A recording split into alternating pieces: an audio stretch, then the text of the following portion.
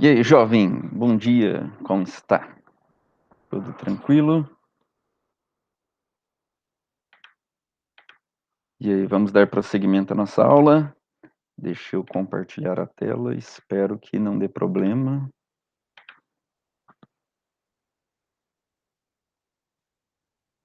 Provavelmente você já deve estar visualizando, e espero que sim. Nós paramos nessa parte aqui de energia no campo elétrico, energia no campo eletrostático. Para a gente encerrar esse capítulo 2, falta falar sobre condutores e capacitores. Mas essa parte não tem nenhuma novidade, tá? É exatamente o que você sabe sobre condutores e capacitores que você viu em Física 3. É passar uma pincelada rápida só para a gente relembrar. Então, se você for dar uma lida nessa parte no livro, e você vai dar, na verdade, né? Ele faz uma discussão um pouco maior lá, tem um pouco mais de texto para você ler, porém não tem muita informação além do resumo que eu vou fazer aqui. Tem uma parte lá sobre pressão, né, que uma carga pode exercer numa superfície condutora, mas essa parte eu vou pular, tá? É uma das partes que eu acho que vale a pena a gente descartar e você, se quiser, estuda sozinho depois, num outro momento, quando você formar, você vai revisitar as disciplinas e vai aprender um monte de coisa que você não aprendeu direito, que você não entendeu direito, ou que você nem viu, mas a gente, infelizmente, não tem tempo de ver tudo, então a gente tem que selecionar algumas coisas para ficar para trás.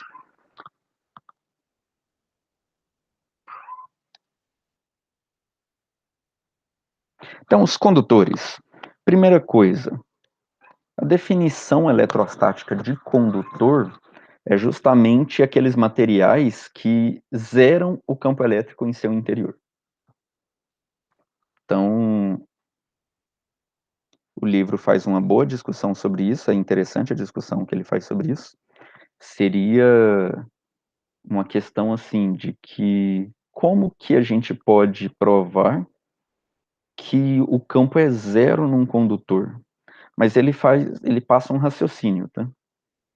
Ele, ele tenta argumentar, eu acho que ele não prova.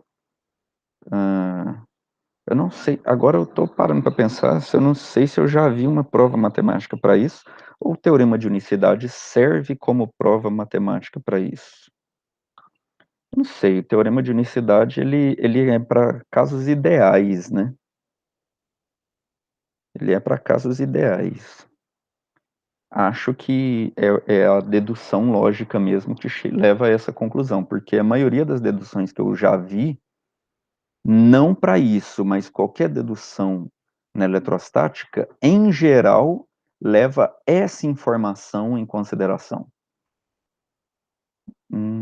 Não conheço, não lembro de nenhuma outra dedução que leve uma informação mais básica do que essa para deduzir essa aqui. Essa aqui é uma das informações mais básicas da eletrostática. Acredito que ela seja uma suposição. Espera só um pouquinho. Agora eu percebi que meu notebook não estava conectado na tomada. Senão eu vou ficar. Pronto. Senão eu vou ficar dando aula aqui, daqui a pouco o notebook desconecta. Desliga.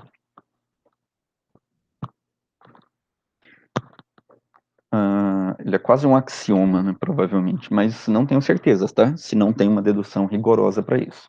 Eu que não lembro, pelo menos aqui a nível dessa disciplina não tem.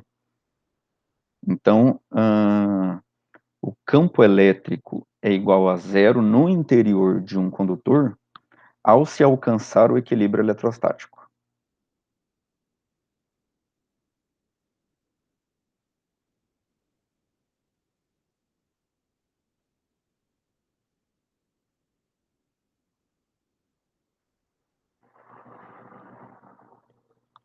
o que o livro fala é, talvez não seja possível, a gente não vai ter uma prova aqui, falar simplesmente não é uma demonstração, não prova, porque às vezes o que a gente pode perceber é que não existe equilíbrio eletrostático, ou seja, ele fala lá que talvez a gente não perceba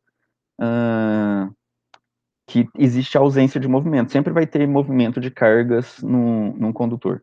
Mas aí ele tenta argumentar que se as cargas estão se deslocando, você vai ter uma polarização do meio. E essa polarização do meio vai gerar um campo interno, e esse campo interno vai tender a anular o campo externo que gerou essa polarização. Então é como se a gente tivesse um material aqui, que eu vou pegar um formato mais fácil, e a gente aplica um campo externo tipo da esquerda para a direita, que tem um valor uniforme. É um campo uniforme E0.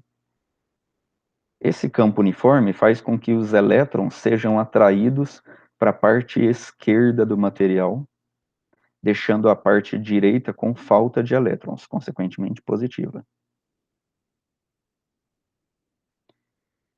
Essa distribuição de cargas pelo material gera um campo que vai do positivo para o negativo, ou seja, um campo interno gerado pela polarização que foi induzida pelo campo externo.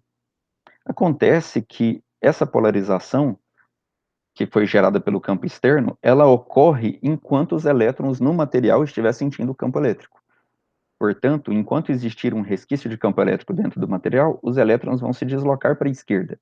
E quanto mais elétrons se deslocar para a esquerda, consequentemente, mais carga positiva se acumular do lado direito, maior vai ser o campo elétrico interno, que vai do positivo para o negativo. Maior vai ser esse valor de campo elétrico aqui. Portanto, quanto maior ele, mais ele vai tender a anular o efeito do campo externo no interior do material. Vai chegar uma hora em que ele anula completamente o efeito do campo externo dentro do material e os elétrons param de se deslocar. E aí o material chega no equilíbrio. O sistema entra no equilíbrio. Você não tem mais movimento de cargas elétricas. Essa é a situação de equilíbrio na eletrostática dos condutores, quando eles promovem uma polarização que anula o campo elétrico no seu interior. Esse momento de polarizar e anular o campo elétrico no interior é muito rápido, tá? Para os problemas eletrostáticos é praticamente instantâneo. Consequentemente, ρ é igual a zero. Ou seja, não há acúmulo de cargas no interior de um condutor.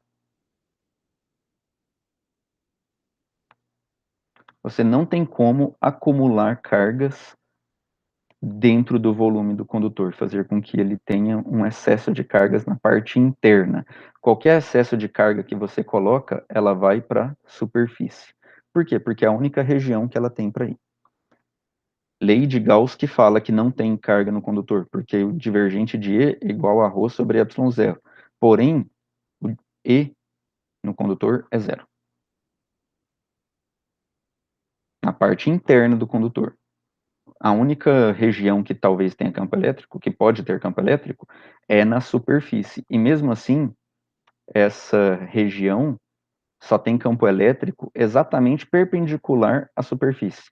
Não há componente de campo elétrico paralelo, porque essa componente de campo elétrico promoveria um movimento tangencial de elétrons. Os elétrons se movimentariam também pela superfície do condutor, fazendo com que essa distribuição de cargas na superfície gerasse um campo tangencial que, enquanto houver uma componente tangencial do campo elétrico, as cargas estão se movendo e elas se movem no sentido de gerar um campo elétrico contrário que vai se anular com o campo externo, até que anule completamente o efeito de campo tangencial externo, sobre só um campo externo que seja perpendicular à superfície.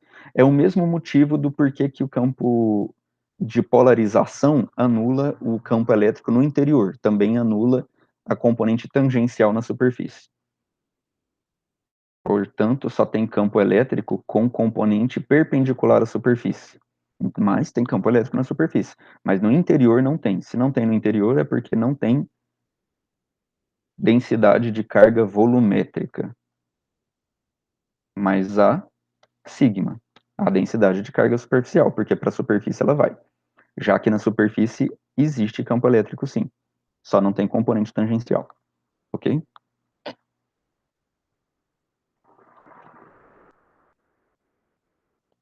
Terceira propriedade característica dos materiais condutores é exatamente essa que eu acabei de falar, porque na verdade é uma consequência dessa. Qualquer carga líquida fica na superfície.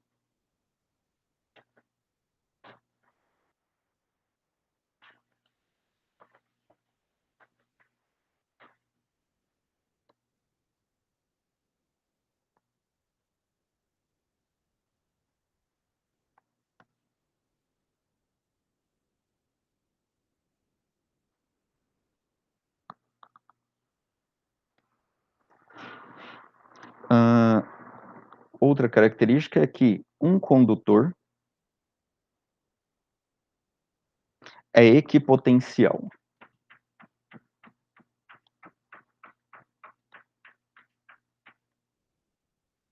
Isso tem a ver com essa questão que eu disse de não existir componente tangencial de campo elétrico.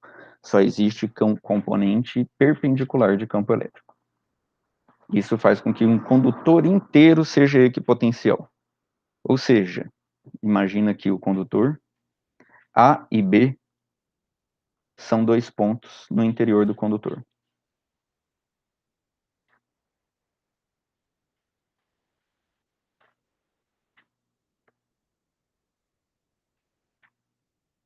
Ou até mesmo na superfície.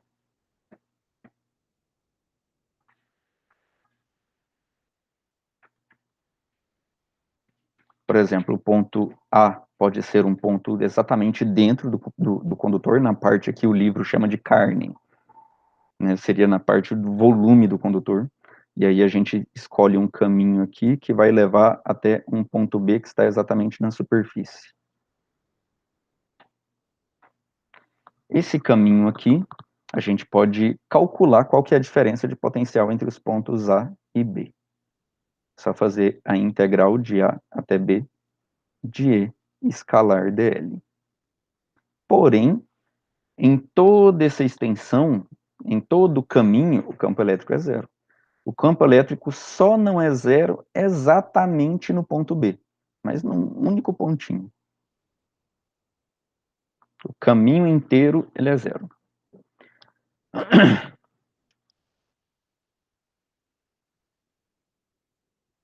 Bom, mas assim, a gente aqui está chegando na superfície, a gente está praticamente na superfície, tá? Infinitesimalmente próximo da superfície.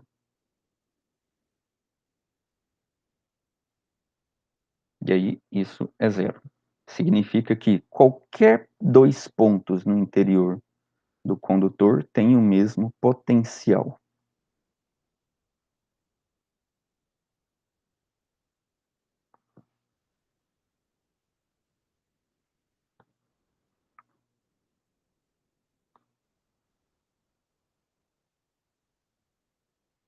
Hum, 5.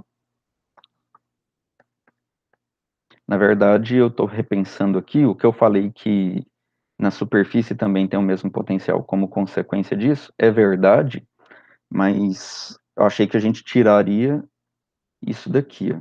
Eu tive um vislumbre de que daria para concluir a primeira informação de que eu desenhei aqui, né, de que não existe componente tangencial, daria para concluir dessa expressão aqui, mas não dá, é o contrário. A gente pode concluir aqui que a superfície também é uma equipotencial, usando, na verdade, essa informação de que não há componente tangencial de campo elétrico. Então é o contrário. Por fim, eu estou pegando, se não me engano, eu anotei isso daqui na sequência do livro, agora eu tenho que olhar. Mas acaba que tudo que eu estou anotando aqui, muitas coisas eu já falei. E é perpendicular à superfície imediatamente fora de um condutor. É perpendicular à superfície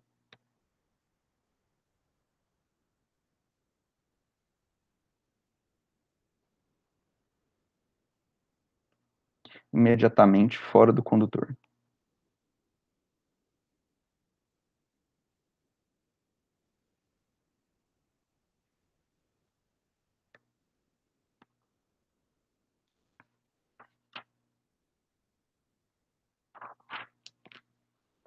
E aí a gente analisa alguns comportamentos dos condutores. Por exemplo, toda essa discussão aqui é pensando num condutor completamente maciço, certo? Então a gente aplica um campo elétrico externo num condutor completamente maciço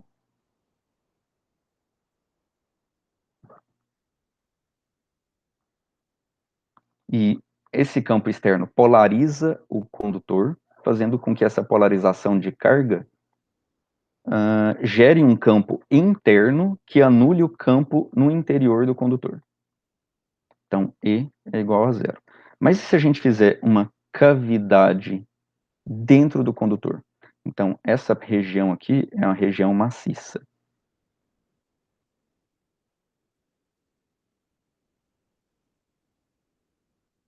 E aqui é um oco. Como que fica o campo aí dentro? Também é E igual a zero. Porque todo condutor em volta, maciço em volta desse oco, ele blinda o campo elétrico de alcançar aí. Então, esse campo elétrico, embora eu continue deixando ele desenhado aqui, mas o ideal é que eu apagasse ele, porque ele passa a não existir mais dentro desse condutor, nem dentro da cavidade. O condutor em volta todo blinda essa cavidade.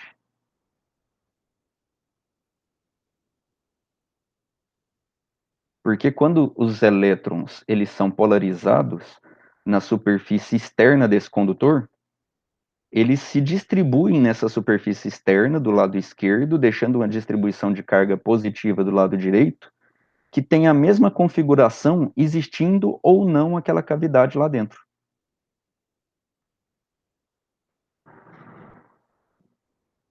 Então, aquela cavidade lá não afeta a forma como essas cargas positivas e negativas se distribuem na superfície externa. Consequentemente, o campo interno que vai deseletrizar, vamos dizer assim, que vai anular o campo elétrico no interior do condutor, ele atravessa tanto a parte maciça do condutor quanto a parte oca. Ele não se importa se o condutor ele é maciço ou oco, ele vai do positivo para o negativo, e ele anularia completamente o campo elétrico vermelho que está indo da esquerda para a direita.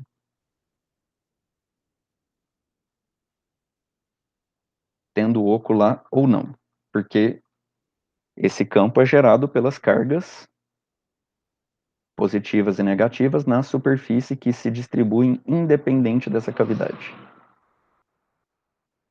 Ok? Mas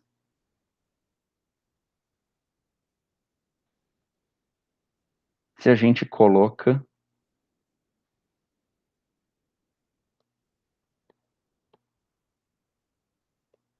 uma carga dentro dessa cavidade, daí essa carga gera linhas de campo elétrico. Só que essas linhas de campo elétrico, elas não vão ser, provavelmente, depende do formato dessa cavidade. Se essa cavidade for exatamente esférica,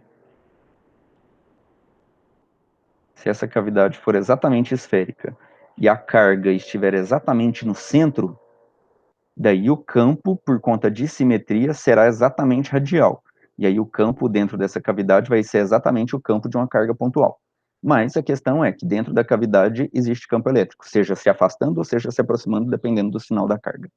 Mas nesse caso aqui, onde essa superfície ela é estranha, ela não é exatamente simétrica, existe campo elétrico produzido pela carga, e esse campo elétrico ele é distorcido, ele não é radial, portanto, não é idêntico ao campo de uma carga pontual, mesmo que aqui dentro só exista uma carga pontual.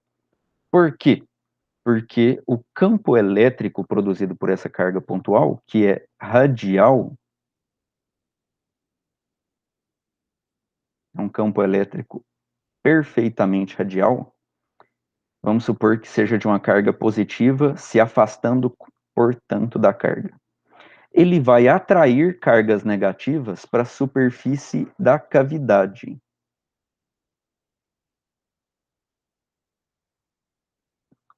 Então, o campo elétrico dessa carga dentro da cavidade vai funcionar como esse campo elétrico externo aqui, que fez a polarização jogando cargas positivas para a direita e cargas negativas para a esquerda nesse condutor, porém aqui o campo está sendo brotado do interior do condutor. Então ele está sendo gerado de dentro para fora do condutor. Então as cargas elétricas negativas vão para a superfície interna da cavidade, deixando a superfície externa do condutor com carga elétrica positiva. Isso novamente vai gerar um campo elétrico devido à polarização dentro do condutor, que vai do positivo para o negativo. E vai anular completamente o campo elétrico dentro do condutor, na parte maciça do condutor. Porém, agora, o nosso sistema, se a gente pegar uma camada fininha, infinitesimalmente fina, com espessura infinitesimal aqui, que está eletrizada, que tem uma densidade de carga na superfície, o campo elétrico que está aqui dentro da cavidade, que não é esse campo elétrico radial, ele é um resultado da carga pontual mais a densidade de carga sigma, negativa que está nessa superfície interna. Então, o campo elétrico lá não é devido somente à carga pontual. Ele é devido à carga pontual e também à densidade de carga sigma na superfície interna da cavidade. Por isso que ele é deformado. Agora, se a cavidade for perfeitamente esférica,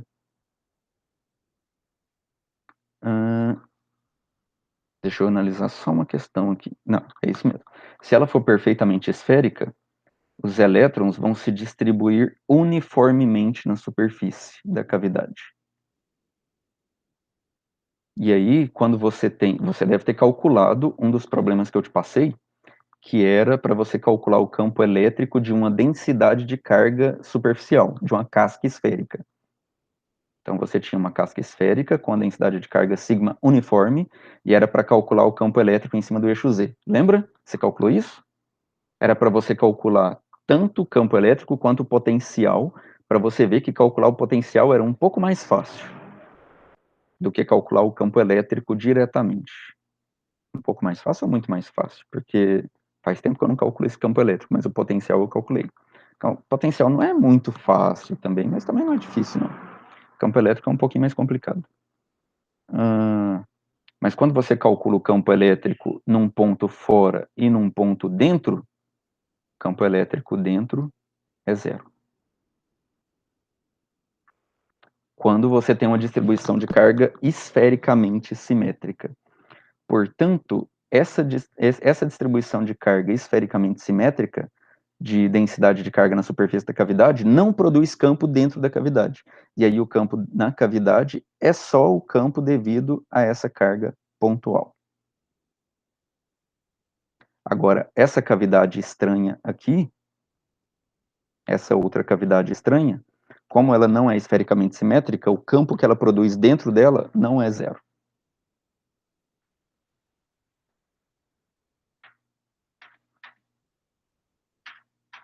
Certo? Ela se distribui de tal forma a receber as linhas de campo da carga pontual que está lá dentro. Mas o que importa é a ideia de que a parte maciça do condutor vai blindar o campo elétrico da carga pontual dentro da cavidade, que tenderia a sair passando pela parte maciça do condutor, passando pela carne do condutor. Não vai passar. Campo elétrico aqui é zero. Por conta dessa blindagem dos elétrons em torno da superfície da cavidade. Ok? Porém, vai ficar uma densidade de carga na superfície mais externa de sinal contrário, que vai comunicar para o meio externo aqui, para a parte mais externa do condutor, a existência de uma carga pontual dentro da cavidade. Porque vai existir linhas de campo elétrico aqui fora, que só existem por causa daquela carga pontual dentro da cavidade. Embora essas linhas de campo elétrico são devido à densidade de carga na superfície externa.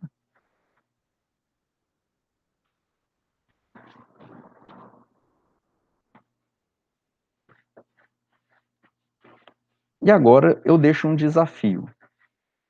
O desafio é: leia isso no livro. É o exemplo. Deixa eu achar aqui. É o exemplo 2.9.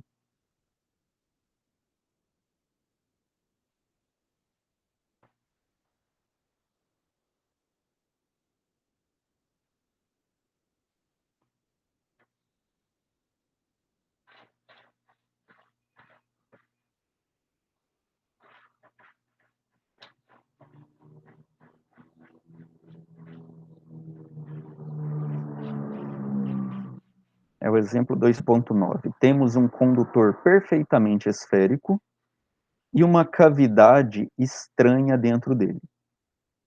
Essa cavidade não está centralizada com o centro da esfera e ela não é esférica também. Ela tem um formato confuso. Pode ser qualquer formato, não importa. E essa parte rachurada é uma parte maciça. E aí a gente vai e coloca uma carga aqui dentro, em qualquer ponto, não importa. Pergunta é, como que é o campo fora?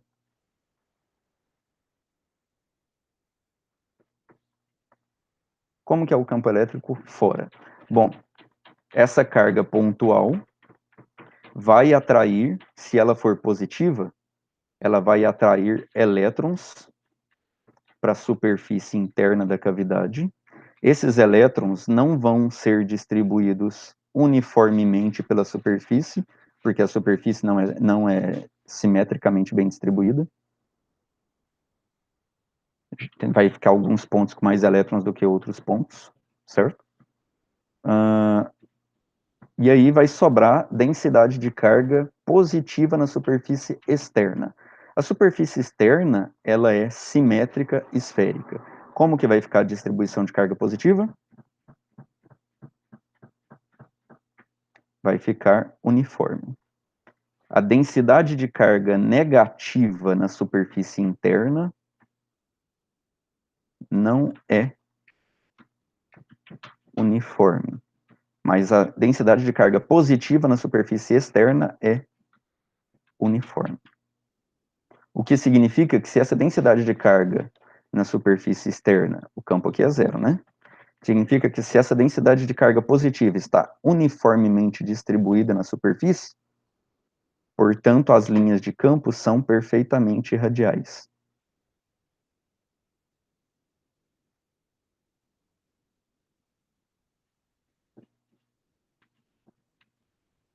Se as linhas de campo são perfeitamente radiais,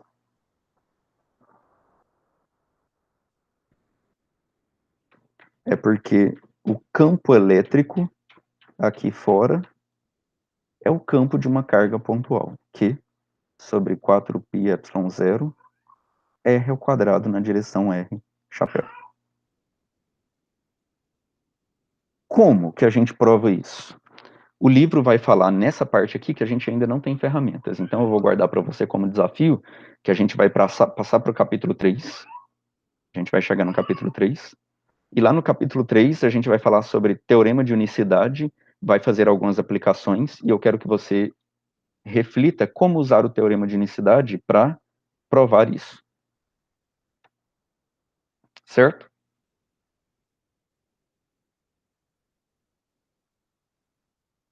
Então, fique esse desafio. Prove que a cavidade não é esférica, tem uma carga lá dentro, mas por que que, mesmo que a cavidade não seja esférica, por que que a densidade de carga que vai sobrar na superfície externa é simétrica, é uniforme, fazendo com que o campo seja exatamente de uma carga pontual?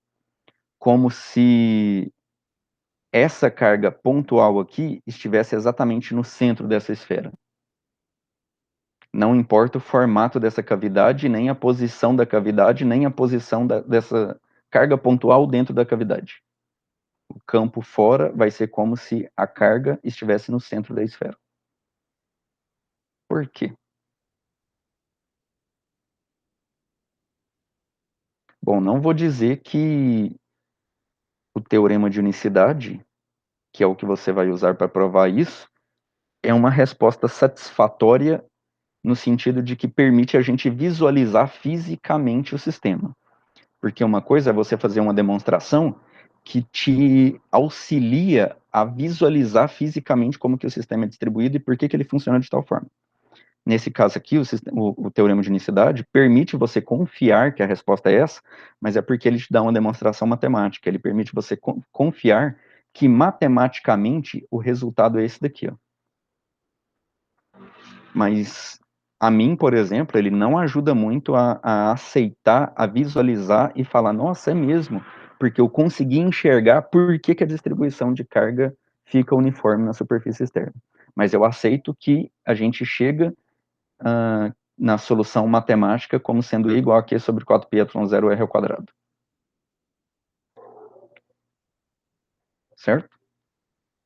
Então guarde esse problema aqui para quando a gente ver no capítulo 3 você voltar nele. Por fim, eu vou pular a parte de carga superficial e força sobre um condutor e vamos para capacitores.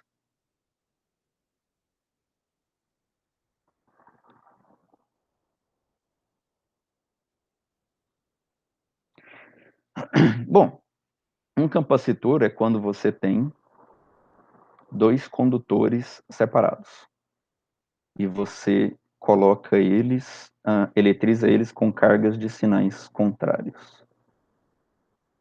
Na verdade, para ser capacitor, você não precisa eletrizar eles necessariamente com cargas de sinais contrários. Você tem esses dois condutores aí, mas na prática, os capacitores sempre vão adquirir cargas de mesmo módulo e sinais contrários. Na prática, quando eu falo assim, os dispositivos eletrônicos que a gente coloca nos circuitos. Porque, como eles vão estar fazendo parte de um circuito, e eu comecei a adotar o gerundismo. Como eles vão fazer parte de um circuito, você tem uma perninha e a outra perninha. Um contato elétrico que está se conectado a uma placa, a um condutor, e o outro contato elétrico que está conectado ao outro condutor. No caso aqui, uma corrente elétrica que vai passar pelo capacitor vai fazer com que as cargas elétricas que vão se acumular numa placa induzam cargas de sinais contrários na placa oposta e elas vão ficar, então, eletrizadas com cargas de mesmo módulo e sinais contrários. Então, em termos de aplicação de circuitos, é sempre assim. E isso gera uma diferença de potencial V. E a gente chama de capacitância a quantidade de carga que a gente consegue deslocar de um condutor para o outro e dividido pela diferença de potencial que essa distribuição de carga gera. A gente pode pensar de outra forma também. A gente pode pensar que vamos eletrizar um capacitor, e aí esse V aqui, essa diferença de potencial, é a diferença de potencial que a gente vai aplicar com a nossa fonte. Bom, não é. Essa diferença de potencial aqui não é a diferença de potencial aplicada pela fonte. Ela é a diferença de potencial que surge devido à diferença de carga nos condutores. Porém, quando o capacitor está completamente carregado e cessa a corrente no circuito, essa diferença de potencial aqui se iguala à diferença do potencial da fonte que a gente colocou no circuito. Então, seria mais ou menos assim: a gente tem a fonte, que vai aplicar uma diferença de potencial V, porque a gente foi lá e ajustou. Você foi lá no dial, girou e falou: eu quero aplicar 10 volts, 15 volts, 20 volts, a diferença de potencial que você quiser, né, para aquele problema específico. E você conectou a essa fonte um capacitor. Um capacitor de capacitância C1, por exemplo. O que acontece aqui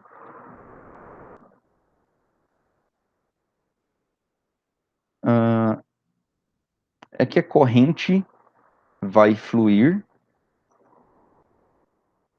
e vai eletrizar uma das placas do condutor, do capacitor, e que, por indução, vai atrair cargas de sinais contrários ou repelir cargas de mesmos sinais da outra placa, fazendo com que a corrente continue a partir daquela descontinuidade, porque essa região aqui, de separação entre as placas do capacitor, é uma descontinuidade no circuito. Porém, a corrente elétrica se mantém fluindo no circuito, mesmo com essa descontinuidade. Mesmo você não tendo um contato físico, um contato material, metal com metal encostando nessa região aqui. Existe uma separação. Mas existe um contato, uma comunicação do campo elétrico, que induz a repulsão das cargas de mesmo sinal para a placa que está do lado, mantendo a corrente fluindo. Então, a corrente são os movimentos de carga positivo, por exemplo, mesmo que a gente saiba que nos condutores quem se movimenta é a carga negativa, mas teoricamente a gente pode imaginar que quem se movimenta é a carga positiva, porque isso na teoria não faz diferença. Então, se as cargas positivas se movimentam e se acumulam nessa placa, o campo elétrico que ela produz expulsa as cargas positivas da outra placa e mantém o fluxo. Então, o campo elétrico comunica a continuidade da corrente elétrica nessa região aqui. E aí o fluxo de corrente elétrica continua fluindo pelo circuito. Então, ao aplicar uma diferença de potencial, surge uma corrente, a corrente, ao eletrizar as placas do condutor, vai gerar um campo elétrico entre essas placas, que vai fazer com que, enquanto uma placa vai sendo eletrizada com carga positiva, a outra vai sendo eletrizada com carga negativa. É como se a gente estivesse retirando elétrons de uma placa e levando para outra. Porque, no final das contas, as cargas positivas que saíram da fonte, elas têm que ser repostas aqui por baixo. Então, sai carga positiva da fonte, mas tem que voltar carga positiva para a fonte. E o fluxo continua. Portanto, as cargas positivas que chegam nessa placa, elas praticamente são as mesmas cargas positivas que saem da placa de baixo, porque é o que dá continuidade do fluxo de carga positiva através da fonte. Então, realmente, literalmente, a gente está retirando cargas positivas de uma placa e levando para outra placa. No caso, literalmente, é retirando carga negativa, porque são os elétrons que se movimentam, né? A gente está tirando elétrons de uma placa e levando para outra placa. E ao fazer isso, vai surgindo uma diferença de potencial associado a esse campo elétrico. Então, surge uma diferença de potencial V, devido a gente já ter deslocado de uma placa para outra uma quantidade de carga Q. Ao deslocarmos de uma placa para outra uma quantidade de carga Q, quer dizer que a gente retirou mais Q da placa de baixo e levou esse mais Q para a placa de cima. Consequentemente, a placa de baixo ficou com menos Q. Então, esse mais Q aqui foi retirado da placa de baixo e levado para cima. E aí, embaixo ficou menos Q. Por isso que na capacitância entra só uma grandeza Q, que é positiva. A capacitância ela é definida como uma grandeza positiva, sempre. tá? Mesmo que o capacitor seja neutro e tenha um Q positivo e um Q negativo, a gente fala que ele está carregado com uma carga Q, porque a gente retirou essa carga Q, cadê o pontinho? Da placa positiva e levou para o outro lado. Por isso que essa aqui ficou menos Q, porque a gente retirou o Q positivo dali.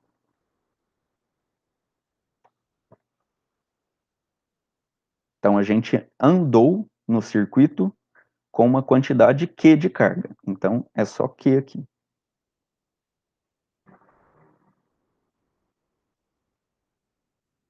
Beleza. A questão é que enquanto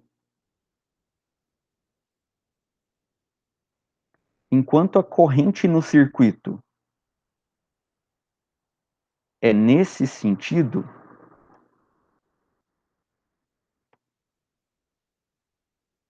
devido à fonte, a fonte está aplicando uma diferença de potencial que gera uma corrente no sentido anti-horário, ou melhor, horário.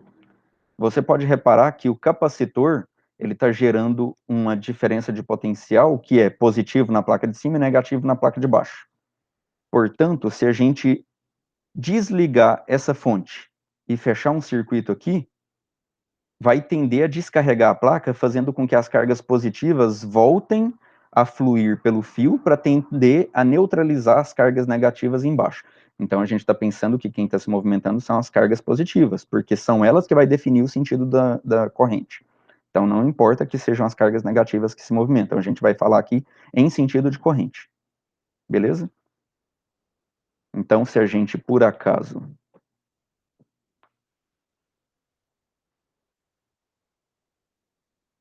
retira a fonte e fecha o circuito, as cargas positivas vão tender a gerar uma corrente, esse capacitor vai tender a gerar uma corrente que vai do positivo do capacitor para o negativo da placa. Então, o capacitor está tendendo a gerar uma corrente contrário à fonte.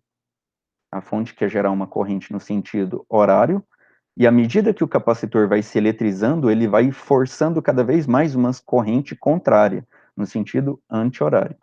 Porém, a diferença de potencial na fonte é um Vzinho que é menor do que Vzão. Então ele tende a gerar uma diferença, uma corrente contrária, que é um I'. Esse I' é menor do que o I, certo? Então, à medida que a carga no capacitor vai aumentando, a corrente no circuito vai diminuindo, porque o I' vai aumentando, que é a corrente contrária ao I. Então, você faz uma subtração aí, porque correntes são vetores, tá? Talvez você tenha ouvido falar em física 3 que não são, mas correntes são vetores. Então você faz uma subtração aí, porque eles estão em sentidos opostos. Então, quanto maior a carga no capacitor, maior vai ser I' e menor vai ser a corrente resultante no circuito. Porém, quando é que a corrente cessa? Quando I for igual a I'. E quando é que isso acontece? I' vai ser igual a I quando V for igual a Vzão.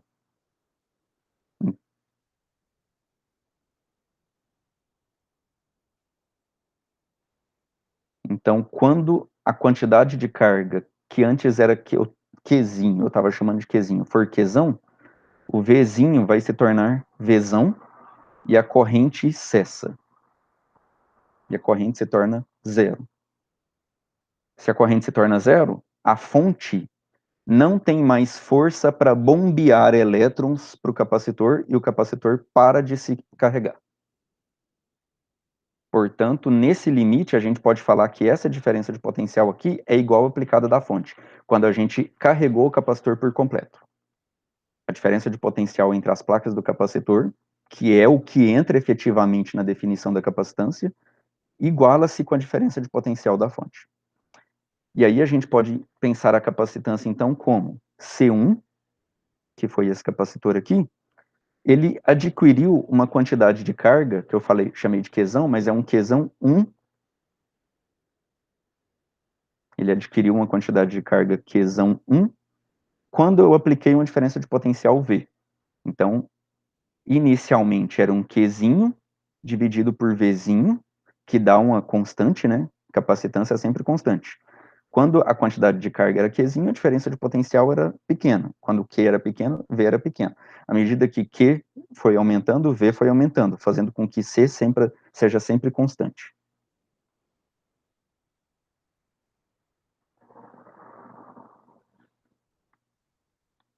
Então, adquirimos uma certa quantidade de carga Q1. Se a gente trocar esse capacitor aqui por um outro capacitor que tem uma capacitância C2 e manter a mesma diferença de potencial V, ele vai eletrizar o capacitor com uma carga Q2 com a mesma diferença de potencial V. Portanto, se a capacitância C2 for maior que C1, significa que se C2 é grande, Q2 é grande. Significa que Q2 vai ser maior que Q1. Então, a gente pode interpretar a capacitância como a facilidade de você eletrizar um capacitor com a mesma diferença de potencial. Então, quando você aplica a mesma diferença de potencial em vários capacitores, quem tem a maior capacitância é quem tem o maior potencial de armazenar carga. Quanto maior a capacitância, mais facilidade aquele capacitor tem de armazenar carga. Qualquer capacitor, a princípio, tá? A princípio, qualquer capacitor tem o mesmo potencial, não é o mesmo potencial, tem um potencial de armazenar carga, a mesma quantidade de carga, porque, tipo, o C1 tem uma capacitância menor do que o C2, quer dizer que o C1 não consegue armazenar uma quantidade de carga Q2? Consegue, basta você aumentar a diferença de potencial da fonte, porque esse Q1 aqui é quando esse potencial da fonte aqui se estabiliza.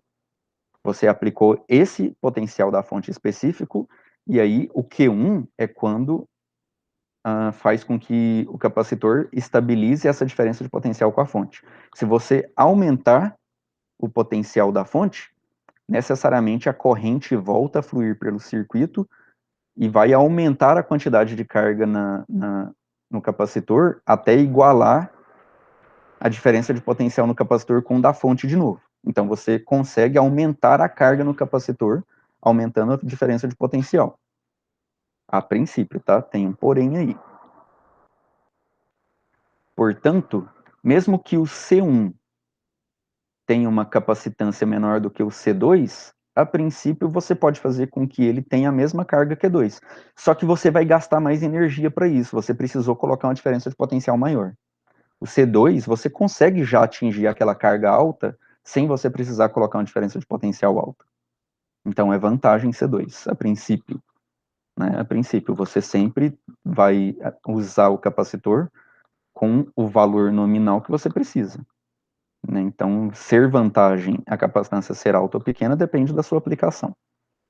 Mas a questão é, do ponto de vista dessa definição aqui, de que a capacitância é a carga que você deslocou de um condutor para outro, dividido pela diferença de potencial que surge entre eles, se você pensar que você colocou aquele capacitor num circuito e você vai ver qual é a facilidade ou dificuldade de você eletrizar ele, então a capacitância está te falando que quanto maior a capacitância, mais fácil é de você carregar o capacitor. Mais carga ele permite você eletrizar com uma diferença de potencial menor. Certo? É só essa interpretação que eu quero que você visualize. E como que a gente calcula capacitância? Bom, diferença de potencial é sempre proporcional à carga. Porque a diferença de potencial entre dois pontos é igual a menos a integral de A até B de E escalar dl.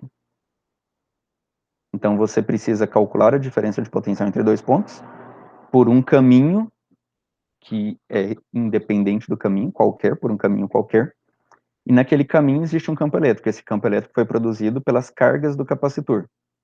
O campo elétrico, ele sempre é proporcional à carga que produziu ele. Como que a gente sabe disso? Mas pela própria expressão. 1 sobre 4πε0, integral de ρ, de r' de tal linha, sobre r ao quadrado, na direção r, chapéu. Isso daqui vai ficar proporcional à quantidade de carga total do sistema. Quanto maior a carga tem naquela distribuição de carga, quanto mais eletrizado o sistema está, maior vai ser o campo elétrico que ele produz. Significa que você sempre consegue escrever a diferença de potencial diretamente proporcional à quantidade de carga que gerou aquela diferença de potencial. Então, o que aqui a gente tem que fazer? Basta calcular V mais menos V menos. Basta calcular a diferença de potencial entre a placa negativa e a placa positiva. Escolhe um caminho que vai de uma placa até a outra, faz essa integral de uma placa até a outra, conhecendo o campo de uma placa entre as placas. Isso vai dar um resultado. Isso aqui eu vou chamar só de V. A diferença de potencial entre as placas eu vou chamar só de V. Isso vai ser uma função de Q, que vai ser Q vezes... vou chamar de constante, tá? Pode não ser necessariamente constante, porque pode ter parâmetros que você controla, mas em geral é constante. Porque o restante aqui, quando você coloca o Q em evidência, o que sobra são parâmetros somente da geometria, do formato das placas, coisas do tipo assim, que em geral você não mexe, que fica fixo. Então eu vou falar que isso aqui é um tipo de uma constante. Que constante é essa? Na verdade eu estou chamando de C por conta de constante, né? Não é muito legal. Eu vou chamar de um Dzão, pronto. Uma constante Dzão. A gente consegue escrever a diferença de potencial como uma constante que depende da forma da distribuição de carga, vezes a carga total que está distribuído naquela forma. Já que a gente conseguiu escrever V em função de Q, é só escrever Q sobre V. Isso vai dar... Q sobre V vai dar 1 sobre D. Quem que é 1 sobre D? É a própria capacitância. Então é só calcular a diferença de potencial de uma placa a outra, obter essa diferença de potencial de forma explícita em relação à carga que está nas placas e isolar Q sobre V. O Q sobre V vai ser a capacitância. Então, o que sobrar da sua conta, quando você isolou Q sobre V, vai ser a capacitância daquele sistema, com aquele formato. Eu vou deixar você fazer a continha do exemplo 2.10.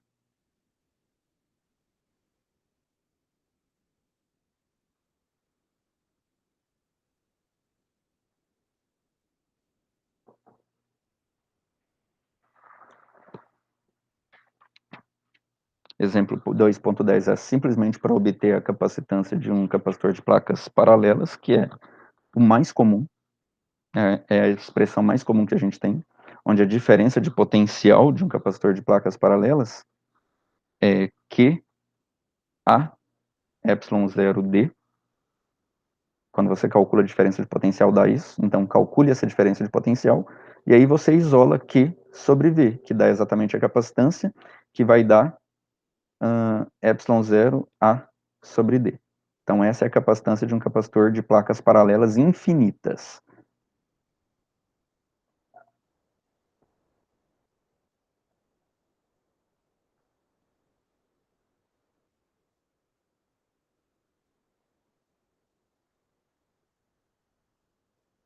Estou enfatizando infinitas aqui, mas a gente não costuma falar infinitas, a gente só fala capacitor de placas paralelas. Mas para esse resultado aqui, a gente já supõe que essas placas a gente pode aproximar elas como sendo, ou seja, o tamanho da placa é muito maior do que a distância de separação entre as duas placas. Faça.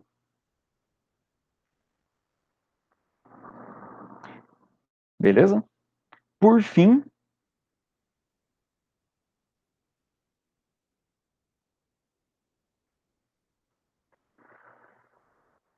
qual energia armazenada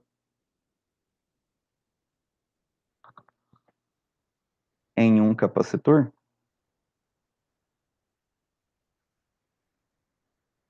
Isso é bem fácil, né? Você deve lembrar disso.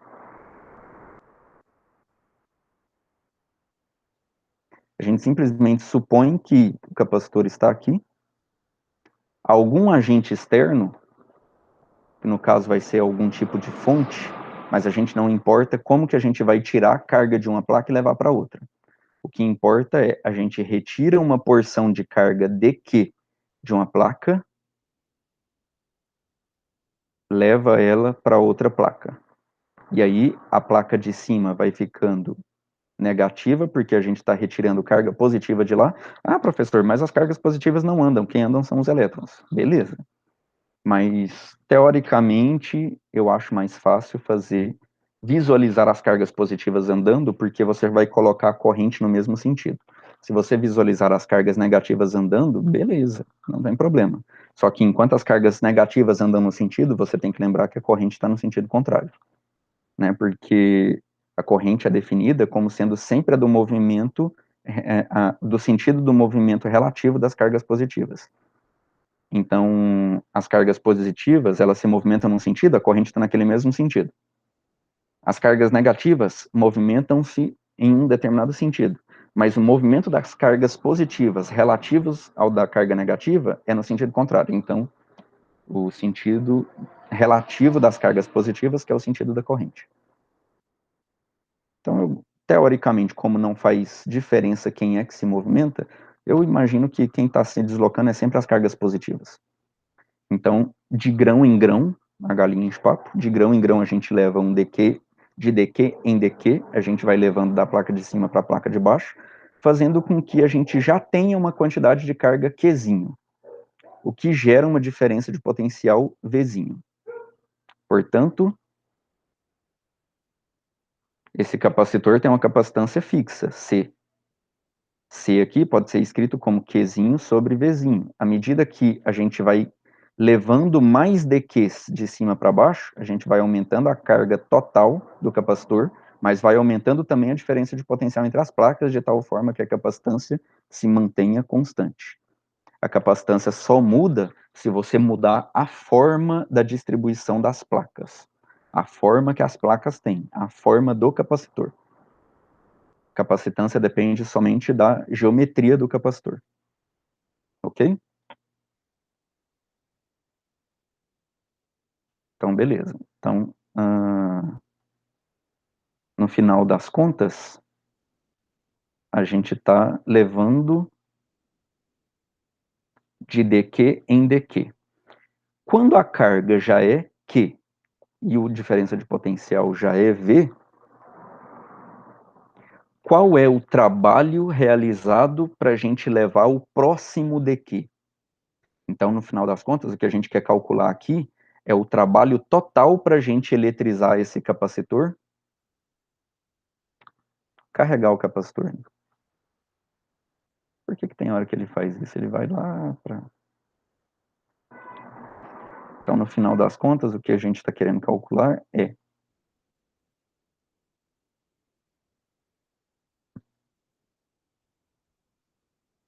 qual o trabalho para carregar o capacitor.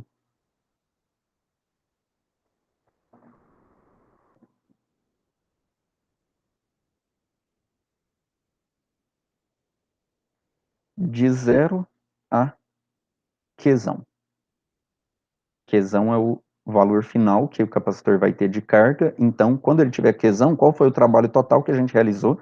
Consequentemente, qual é a energia que ficou armazenada nesse capacitor?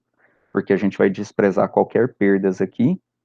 Então, o trabalho total que a gente realizou vai ser igual à energia que ficou armazenada no capacitor. Como que a gente calcula isso? Bom, quando a carga for essa e a diferença de potencial for essa, qual vai ser o trabalho para a gente levar a próximo elemento de carga dq? Então, dW.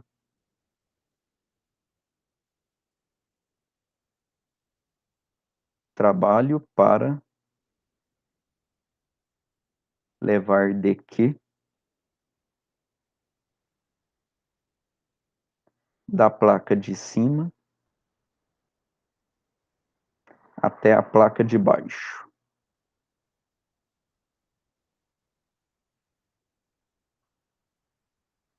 Quanto que é? Lembra-se das aulas anteriores? É diferença de potencial vezes a carga. A própria carga vezes a diferença de potencial entre o ponto final e o ponto inicial. Ela saiu desse ponto inicial e parou nesse ponto final. Então você pega o valor da carga vezes essa diferença de potencial. Então é simplesmente dq vezes v. Pronto. Porém, a gente quer encontrar o trabalho total, né? Então a gente quer integrar isso e, consequentemente, tem que integrar do lado direito.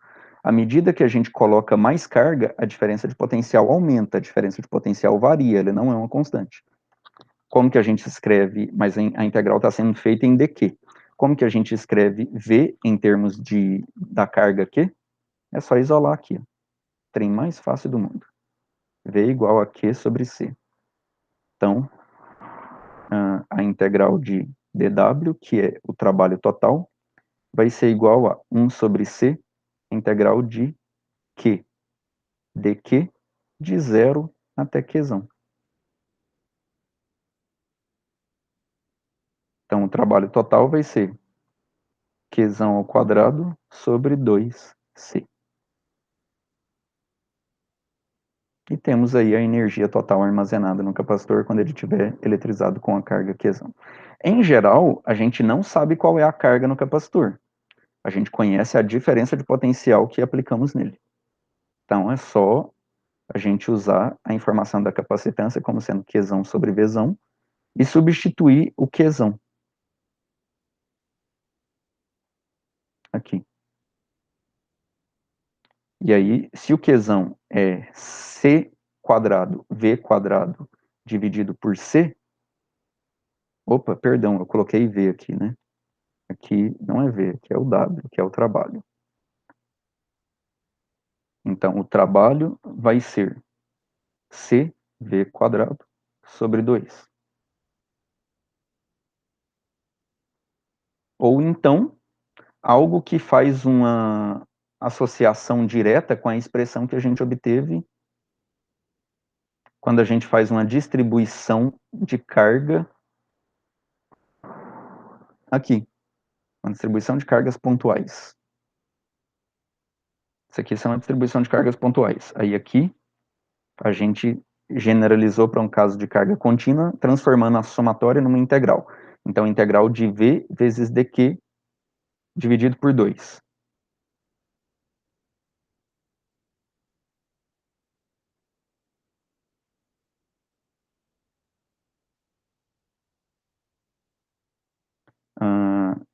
Se a gente substituir o C aqui, tanto faz, pode substituir o C aqui ou aqui. Né? Então, capacitância aqui, substituindo aqui embaixo. Capacitância como sendo Qzão sobre V, aqui, a gente vai cortar o V quadrado com o V, e aí teremos QV sobre 2. Então, vai ser a carga total vezes a diferença de potencial total dividido por 2. Algo que relembra muito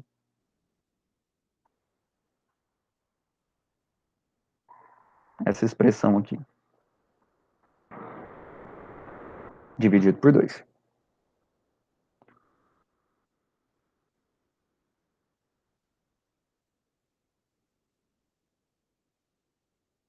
Poderíamos ter calculado, então, a partir daqui? Poderíamos. O capacitor está completamente carregado. Qual que é a energia armazenada nele?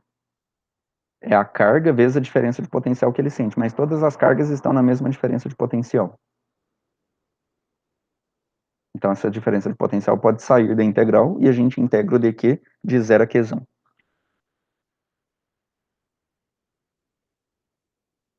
Ok? Então é isso, jovem. Encerramos esse capítulo 2. Vou entrar no capítulo 3, que é muito mais divertido. E a gente se fala essa semana ainda, beleza? Grande abraço.